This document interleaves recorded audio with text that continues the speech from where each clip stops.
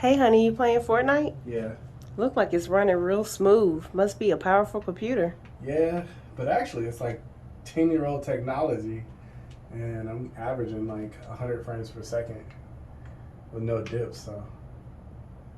And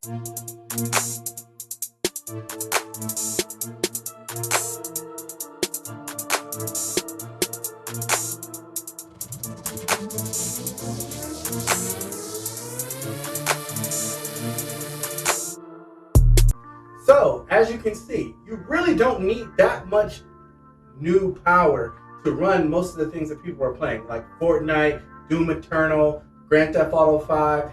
I'll show you some frames of this on this video, but listen, people are out here spending $1,400, $1,500 on new brand new gaming computers, and I decided to say, hey, why don't I go out on Facebook Marketplace, eBay, and things and such, and see what I can get out of just piecing and parting things together.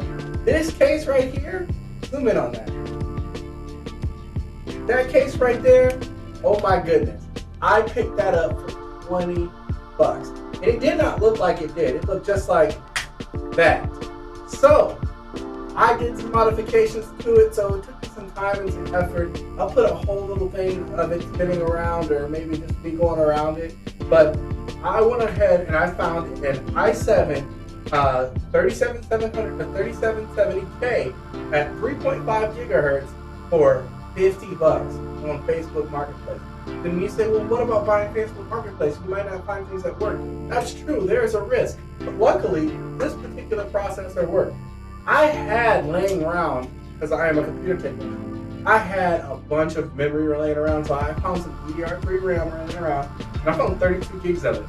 So, 32 gigs of it would cost you around $120 if you found it on Facebook Marketplace, or if you found it on some paid vendors. But you might be able to even find it cheaper. I found like 16 gig sets for $60 a piece, so I said 120, right?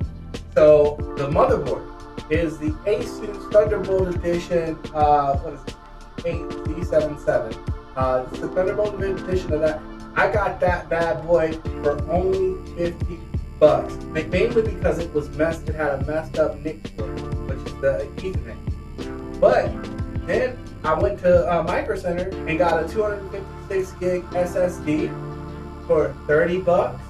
I got a terabyte hard drive I found online from some vendor for 30 bucks. And then the graphics cards are the most hard thing to find in today's day and age, because you can't find them anywhere. So I went salvaging, and I found actually a ton of cards. And I've been building some computers for friends and stuff like that. But I found the Geforce Gtx 1050 Ti, the 4 gigabyte edition. You need at least 4 gigabytes to run most games at medium to high settings. So I found them from around $100 to $150. If you talk to the seller, you can talk them down. The glass, I'm not going to add that in the total. I will in this complete total here, but you don't really need to add that glass. That's a custom glass from Cuts with Lasers, the guys who did my table. That cost me 50 bucks, but it might cost you around, if you found somebody to do it, around 100 to 120 bucks. The NIC card that I had to replace, 30 bucks. I got one brand new, right? So I got a Gigabit NIT in there. The water cooler, I had it laying around my office. I painted it, I worked on it, and it was but I found a newer version of that same water cooler for around 30 bucks on Facebook Marketplace. The Rgb Fans, I bought them all brand new. For 37 bucks, you get a pack of 5 with a controller in there, which is cool. The case actually has a RGB controller switch on the top of it, so I was able to do that. The motherboard doesn't do it right now because it's older technology. So you're at like $597 for the complete build, right? That's as much as one graphics card would cost you today. I'm telling you, let the market die down. If your kids want to play Fortnite, if they want to go out and play Doom, if you let them play Grand Theft Auto, I don't let my kids play Grand Theft Auto, but I play Grand Theft Auto as a young kid. But if you let them do that, it will do all that. It'll do the video editing. It'll handle mostly anything. This screen right here is running at 1440p, right? So, and it's a 120 hertz monitor. It's a great monitor, so I was getting over 100 hertz on Fortnite with a little bit of dips. If it dipped, it dipped down to like 70 to 80, never down to 30. But this is perfectly fine for what you're trying to do in today's day and age. Don't spend so much money. The scalpers are running the market. Don't do it. Let me come around here. Let me show you some things that this powerful computer can do at $597, which would actually cost you around like $400 if you took some of the stuff that I did out of it. I painted the case and stuff like that. I'll show you pictures of my progression on what it does. You see me playing Fortnite. Let's do some Grand Theft Auto. Let's see. Got my handy dandy Xbox controller here. I don't know what's up with Fortnite and friend request. I don't get it. Everybody tells me you can turn it off. I'm just not the type of person to turn it off. These are my cloud saves. It's trying to tell me, hey, you have saves everywhere. Because I use my hard drive on multiple computers to run tests and things like that. I just have a clone hard drive. I don't have the speakers hooked up for one reason. So, as you can see, the game's picking up. I think I actually installed this game with a terabyte hard drive. But I ended up having to use this as my personal computer because my laptop died.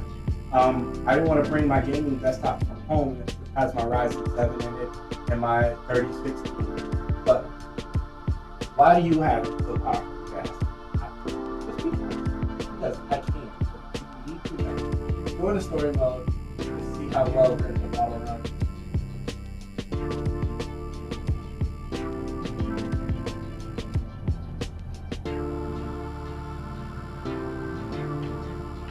So we're in the game. As you can see, boom. And most people are playing their games in 1080. Most people do not have this high hertz monitor and high resolution. I use 4K. I can't run.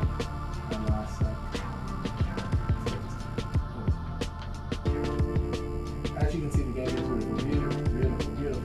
Honey, how do you think the game looks? That's awesome. I love the picture and the quality of the color and everything. It's really nice. Of course, Grand Theft Auto is going to run a little bit better on this because it is an older game running on older technology. But as you can see, no frame skips.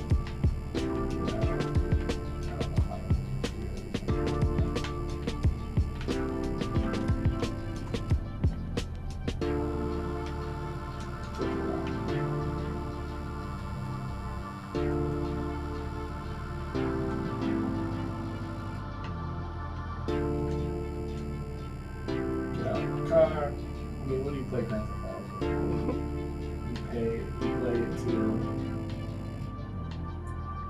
do what? Shoot people.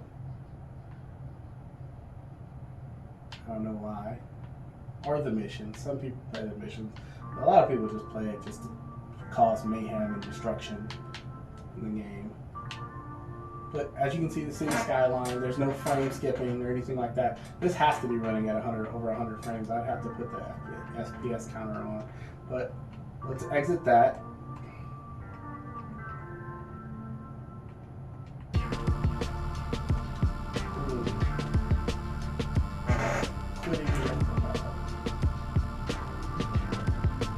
Now we're back to the desktop. Let's go to Doom Eternal.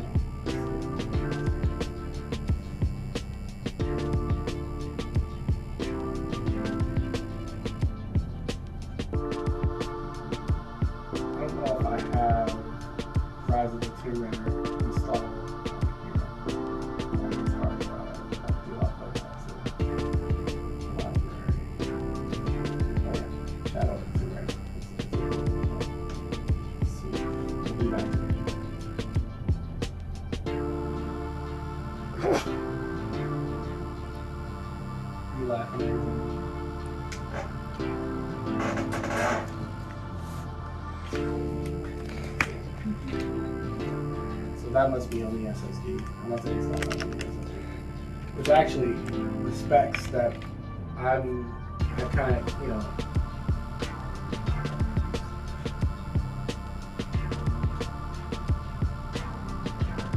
actually, the specs that I have on here is I have a 2 terabyte Intel SSD in here that was in my laptop. I use that instead of the 256 that I bought because, like I said, I had to convert this computer to my main computer. So, do the terminal.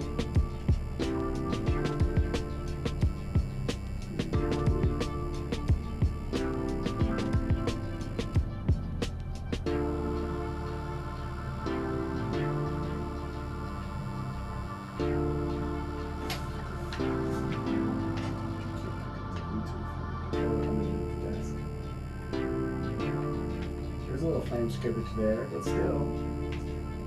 These are running at high settings, high. I mean, Doom has what's called Ultra Nightmare.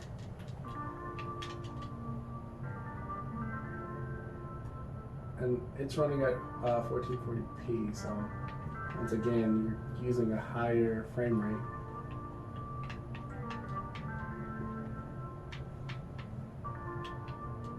And I died. I mean, but how'd the game look like? It looks good. It looks good, right? So I find Shadow of the Tomb Raider to actually have some of the worst frame rates in trying to set these games up, but why spend so much? Why?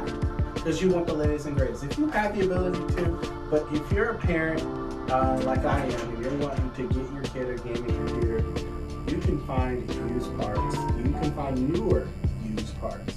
But these are much older components, and as you can see, plays the game. I'm using a high-end monitor.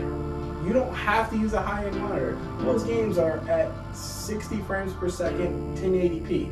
PlayStation 4 doesn't even run at that smoothly all the time. You get 30 frames more majority of the time.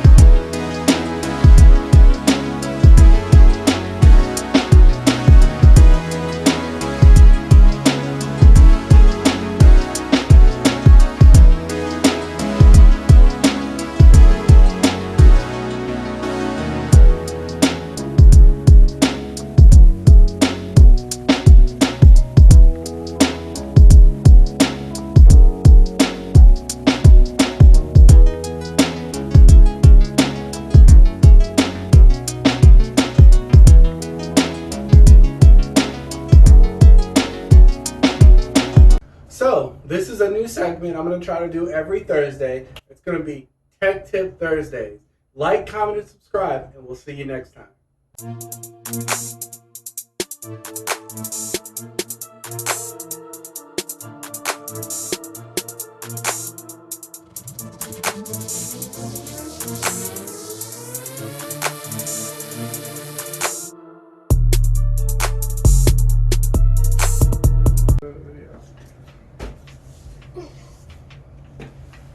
So you got the screen when I was saying that, right? You didn't like just zoom in on my face. Like, lame. Start the show. And go. So, I'm trying to carry things.